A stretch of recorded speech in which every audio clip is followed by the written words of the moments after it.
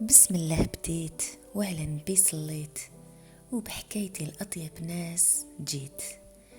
كان يا مكان في قديم الزمان، وحكايتي من جيل لجيل رددها لسان، ومن العبرة بالإحسان يتقال الميزان. يقولوا في القرن 17 في الجزائر العاصمة، في حي من أحياء القصبة المحروسة، كانوا زوج بنات خيات يسكنوا في الدويرة اللي ورثوها من عند باباهم. واحدة كبيرة ومزوجة بوليداتها، والتانية كانوا يقولوا عليها تحب الزهو، تحب تعيش، وفي القعدات والموسيقى ما تخليش.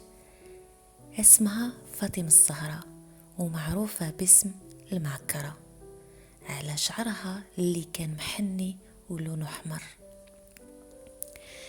كانوا كاريين غرفة في دويرتهم وعايشين بدراهم الكرا ديالها.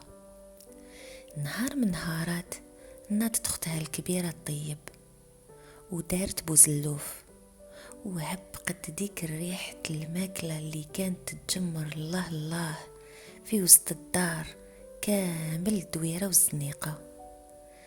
شمت جارتهم اللي كرت عليهم الغرفة الريحة، وكانت تقيلة وتتوحم. راحت ليهم وقالت لهم اسمحوا لي، طفات لي ناري.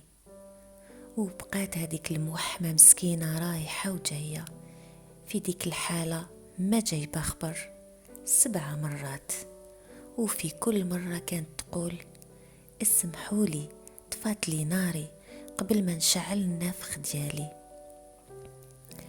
فهمت المعكرة باللي هذيك المغبونة تشهات ودوختها ريحة البوزلوف، وما بها لا نار لا نافخ، ولازم عليهم يدوقوها من ديك الطنجرة تاع البوزلوف. طلبت المعكرة من اختها اللي رفضت، وقالت لها هاداك ما خصني غير الربايب والشيخ الشايب، هاداك قوتي وقوت وليداتي ومولا بيتي. قالت لها المعكرة لو كانت مديلها كي صبح ربي الحال، نروحوا لدار القاضي ونكتب لك نص الدويرة ديالي باسمك. راحت اختها اللي اداها الطمع بديك الطنجرة للجارة، وفي هذيك الليلة المعكرة قعدت لا ماكلة لا شرب على سمريقها، معجبة في اختها الجافية. مع طلوع النهار خت المعكرة حزمت ورزمت ميتة بالفرحة. كي راحت تدقدق في الغرفة تاع اختها، طولت المعكرة ما فتحتش عليها الباب. شافت اختها الماء خارج تحت باب الغرفة، وريحة المسك والعنبر معبقة دويرة.